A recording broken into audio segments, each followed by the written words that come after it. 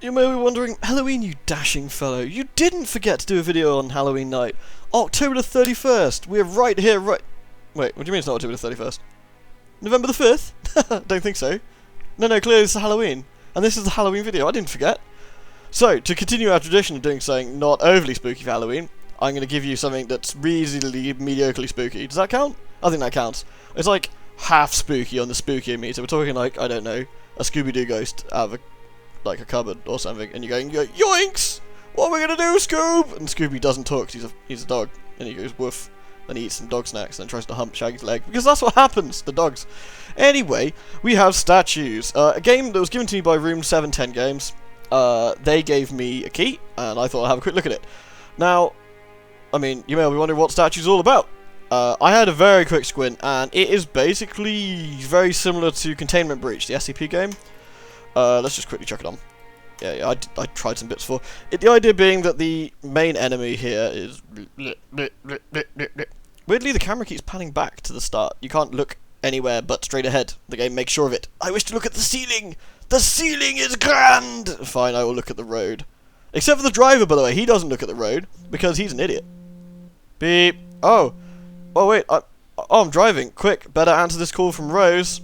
Sadly, Rose is a shop mannequin, but whatever, she probably can't answer the door, or the phone, or ring anyone. But it's cool, I crashed. Though the guy could have been on my side of the road, maybe if I wasn't checking my phone as I was driving. My sympathy for the main character is already pretty lax. However, it doesn't really matter because that's pretty much all the story you get. Although, bonus points, by the way, Statues team, for having a VCR tape as a loan screen. I like that, that's pretty cool. The general gist of the game is... the main enemy in this are statues. They're very like the Doctor Who thing, the Weeping Angel, where if you look at them, they can't move, you look away, they move.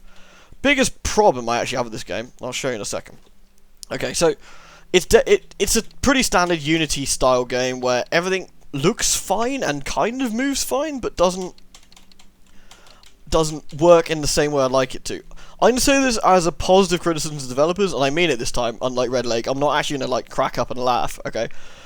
I mean it in this way that you've got an interesting setup here, but it's hampered and marred by really, really bad controls, and on-screen prompts that don't work properly. Opening doors is really whiffy, and the blinking mechanic, we'll get to in a minute. So I want to open the door. Pushing E here will not open the door. So you want to open the door, you have to look down and make sure you get the handle. Nothing strictly wrong with that, but it's a bit finicky, like I'll show you.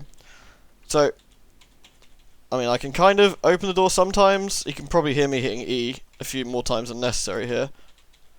Also, doors go through you, which is kind of weird. The other major issue I have with this, before we, just get the moans out of the way, the blinking mechanic is really, really poor. It's, like, super, super bad. Blinking, I don't know how most people blink. I'm going to assume it's a quick, very fraction of a second, maybe like 1/8 of a second kind of your eyes shut and then back open again, because I don't know, that's pretty long for a blink, unless you're trying to do it to a cat and make them smile or something, because cats like that apparently. Anyway, so let's go on with this. There's no indication of why this door won't open in particular. I mean, I got a little click in my ear. The volume's kind of low actually. It's sorry about that, but there's no indication other than a small noise that can't open. But anyway, the idea is you're supposed to escape the hospital, right? Your eyes are getting fuzzy, so better blink.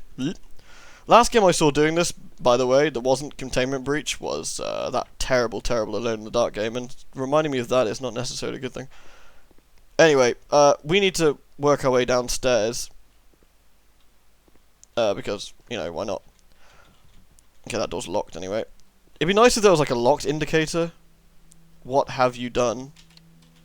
Also, having worked in a hospital, this always annoys me. Unless this is some sort of like dreamscape. My god, no one designs buildings like this for hospitals. Seriously, what is it with horror games and using hospitals that just don't look like actual hospitals? You have a great setting already. Hospitals are inherently spooky. They make people uneasy because of what goes on there. People are scared of them in general. Oh, you can blink early by putting X, by the way. Things like that, and you make them into like maze-like corridors. Like you wouldn't have a beds like this lead onto a room with more beds like this. That's just bad layout. That doesn't happen. I mean, This place is like a fire hazard. I know this is supposed to be a spoopy game on this Halloween night. Ignore the fireworks, but spoopy or not, this is just silly. I mean, just pure health and safety issues with this hospital alone just anger me greatly. Anyway, the general gist of this is we're looking for yellow items, which you got right there. Yellow items which we can pick up. We like yellow items; they're fabulous. I'm gonna try and do this long enough to show you what the first dude is, but I'm already lost. We're looking for the stairwell, which is somewhere this way, I think. You basically gotta go round the main. This should not have happened. What, you mean talking to my mannequin girlfriend while I was driving down a road in the middle of the night? Yeah, I agree. That probably shouldn't have happened. That was poor.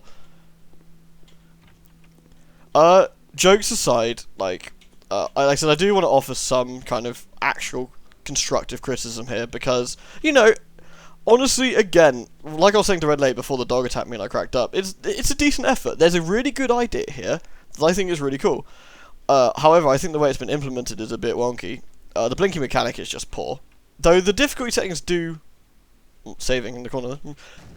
Oh. See, there's something spooky happening. I'll show you. This is the spooky. See this guy? Check him out. Hello! He's our bad guy. I'll show you. Thing is, right, this guy isn't inherently spooky. Okay, he's knocked the door down, which means he's pretty strong. And the idea is every time he's out of our vision, he can move slightly, as you can see. He can get spookier and spookier. And if we blink, because we blink for like 2.5 friggin' seconds, watch. Whoop!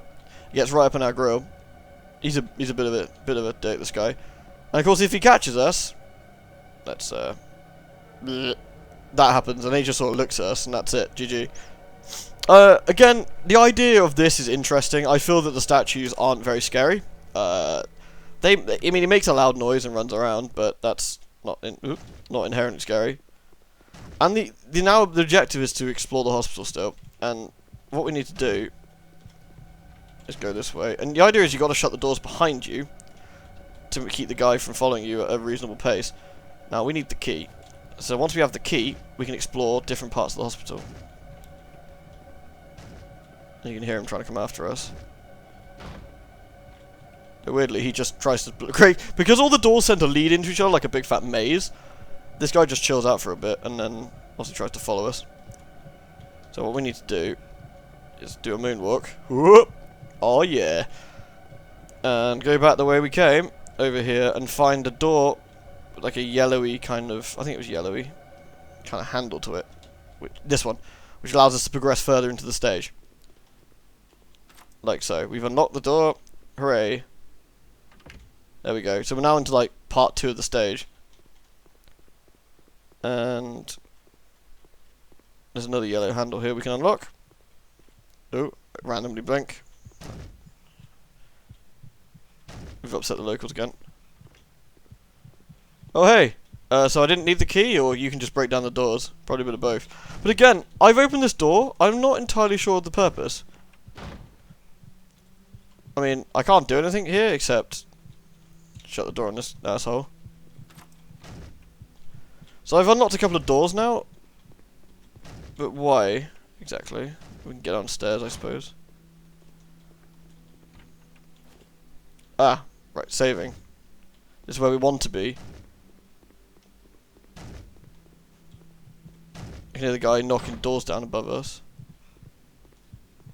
My guy's freaking out, you can hear his heartbeat. Again, it's an interesting idea, and there are plenty of other stages. There's like 7 chapters. There's a lot of content if this is right up your street. I don't find, personally, things like Slender, or this, or any of those kind of turn around and be spooky kind of games interesting, particularly. Now, there's less of a slight on the game and more me, honestly. Like, it's just not something I find scary. I mean, something comes up in your face and goes boo. It's like, okay. Hey. And he can follow you really quickly, this guy. And we can't open this door because he's there now, I think. If you look, there's no indication that's the issue. Hey. Hey.